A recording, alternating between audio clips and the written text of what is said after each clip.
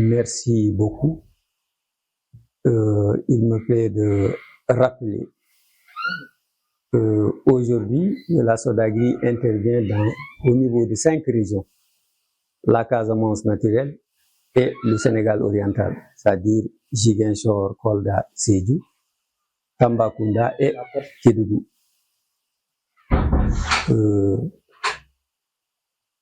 Il est important aussi et essentiel de vous dire que tout ce qu'on dira ici, c'est une stricte vérité, puisque la vérité, c'est le vérifié et le vérifiable. Et tout ce qu'on dira ici pourrait faire l'objet de vérification. Donc, là, juste pour rétablir les faits et vous dire que sur les 3 points effectivement soulignés, je répondrai point par point. Le premier point, c'est le foncier. C'est extrêmement important de comprendre que c'est pas seulement le bassin, mais dans tout le Sénégal, c'est comme ça que ça se passe. C'est les collectivités locales qui sont aujourd'hui vraiment responsables du foncier. C'est elles qui affectent, c'est elles qui désaffectent. Notre rôle à nous, c'est-à-dire Sodagri, c'est d'aider chaque 2 ans à un audit foncier. Une fois que l'audit est fait, on voit les parcelles qui sont valorisées, la personne qui valorise continue à le faire. Les parcelles qui ne sont pas exploitées feront l'objet de désaffectation et seront affectées à d'autres demandeurs.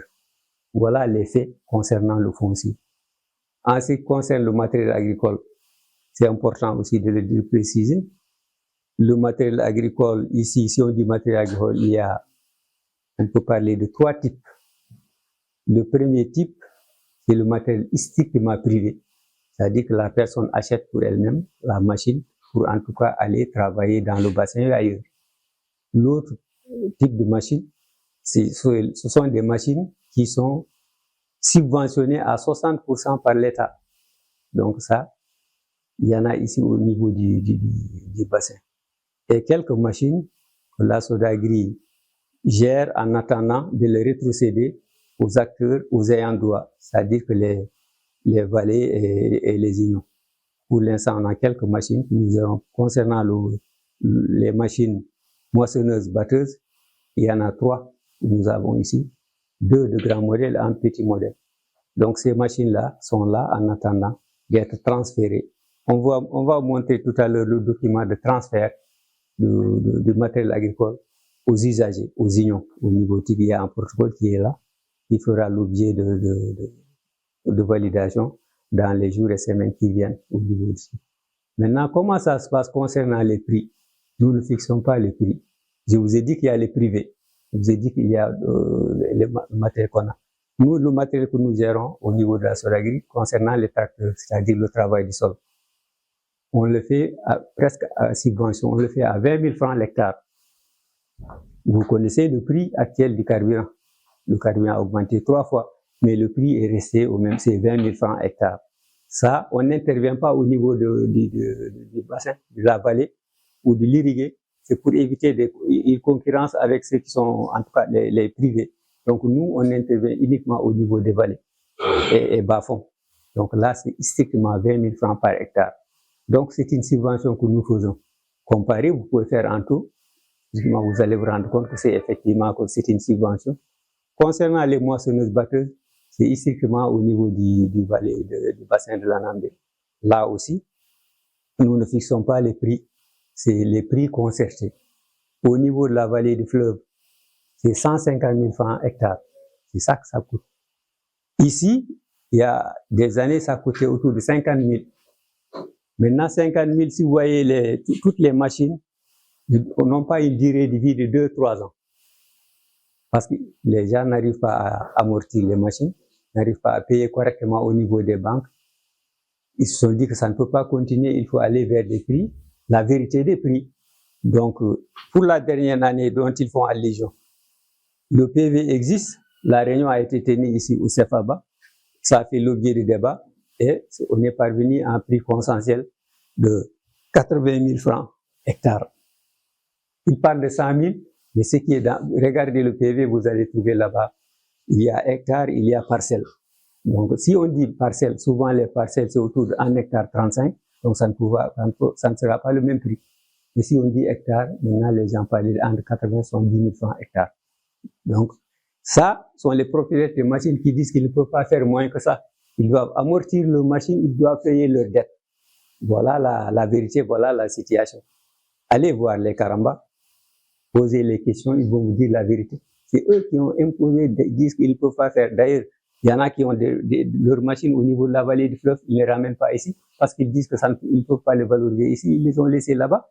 Et ça, c'est une perte pour le bassin, puisque les machines ont été affectées pour le bassin. Si maintenant les gens laissent les machines au niveau de la vallée du fleuve, vous vous rendez compte que c'est une perte. Donc voilà la vérité. Nous, on ne fixe pas les prix. Si on vous montre d'ailleurs le contrat de transfert, vous allez voir que dedans, il a été dit que essayez de fixer vos prix pour pouvoir amortir vos machines. Je reviens sur les semences, j'en terminerai par là. Les semences, n'oubliez pas que c'est le PANAR, le Programme national de surveillance riz, qui notifie. Nous, on ne produit pas, on ne notifie pas. C'est clair, la SODAGRI ne notifie pas, ne produit pas de semences. C'est le PANAR qui notifie, ou en tout cas aux producteurs de semences. Maintenant, une fois notifié, nous, notre objectif, c'est quoi? C'est de faire un effort pour que nos partenaires puissent trouver des semences en quantité. Même la qualité, c'est la dizaine qui s'occupe de la qualité des semences. C'est bon de comprendre ça. Donc nous, on ne produit pas, on ne notifie pas, on nous a même pas donné le titre de surveiller la qualité. C'est la dizaine qui surveille la qualité des semences. Mais on fait un effort pour que véritablement les acteurs d'ici puissent accéder à ces semences-là. Voilà la situation et voilà la vérité. C'est cela en tout cas la vérité. Vous pouvez le vérifier et faire recours à des différents PV où les gens... C'est aussi, il est essentiel de revenir sur le matériel agricole. Comment ça se distribue? C'est le préfet de chaque département qui est le président du comité de distribution du matériel agricole. Nous, SODAGRI, nous sommes membres. FEPROBA aussi également membre. ANCAR est membre. C'est le SDDR, Société du développement rural, qui fait notif de secrétaire. Donc, si l'offre est supérieure à la demande, là, le problème ne se pose pas, on donne à tout le monde. Si la demande est supérieure à l'offre, là, il faut arbitrer. Les gens discutent, donnent des critères pour l'accès. Pour l'accès, nous, on dit toujours faire de sorte qu'il y ait un maillage correct dans l'ensemble des communes du département de Vélingara. Parce qu'on siège par département. Kolda, c'est Kolda, Médina, ici. Nous, ici, en général, on siège au niveau du département de Vélingara, sous la présidence de monsieur le préfet. Vous pouvez vérifier là-bas. Vous verrez les PV de répartition des machines. Donc, c'est très transparent. Non, c'est-à-dire qu'il ne faut pas dire c'est 3 à 4 ans, il faut dire seulement 2 ans. Avec précision, il y a effectivement 2 années où on n'a pas pu faire la contre-saison pour une raison simple. Souvenez-vous que la contre-saison, c'est pour l'ensemble des acteurs. La SODAGRI est un acteur, les unions et les producteurs aussi, d'autres acteurs. C'est comme ça qu'il faut comprendre. Nous, quel est notre rôle? Nous, c'est l'eau. Il faut amener de l'eau du barrage jusqu'au niveau des chenals. C'est au niveau des canaux. Il faut faire de sorte que les canaux soient dans des bonnes les bêtises qu'on répare, qu'on drague, qu'on fait. Voilà ce qu'on fait. Maintenant, le crédit, c'est la banque. La banque, comme vous le savez, je ne rentrerai pas dans le détail. Vous allez certainement rencontrer des FEPROBA dans les jours qui viennent. Vous vous rendrez compte que chaque union, il y a un taux exigible qu'il faut rembourser pour accéder en second crédit. Si vous ne remboursez pas à certaines hauteurs, vous n'avez pas de crédit. Donc, c'est comme ça qu'il faut comprendre. Sans rentrer dans le détail, comprenez qu'il y a 2 acteurs. Nous, ce qui nous concerne, c'est l'eau.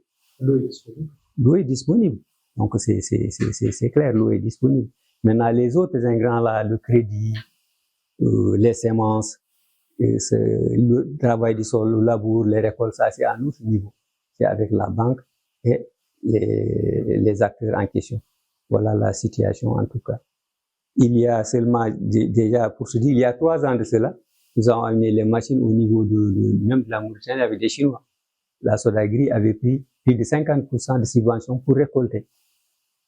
Donc, vous voyez, c'est quelqu'un qui fait l'effort pour aider à la récolte ne sera pas l'entrave. C'est ça la vérité. Donc, les prix, on ne les fixe pas encore une fois. La SODAGRI ne gère pas le matériel. Le matériel, c'est pour les paysans. La SODAGRI est en train de faire un effort pour installer 4 semences dans le bassin. c'est-à-dire les coopératives d'exploitation de machines agricoles. Les textes sont déjà là, les protocoles sont déjà élaborés. Il reste seulement pour mettre en marche les différents secteurs pour en tout cas aller installer les semences et rétrocéder le peu de machines qui restent ici. Voilà la situation.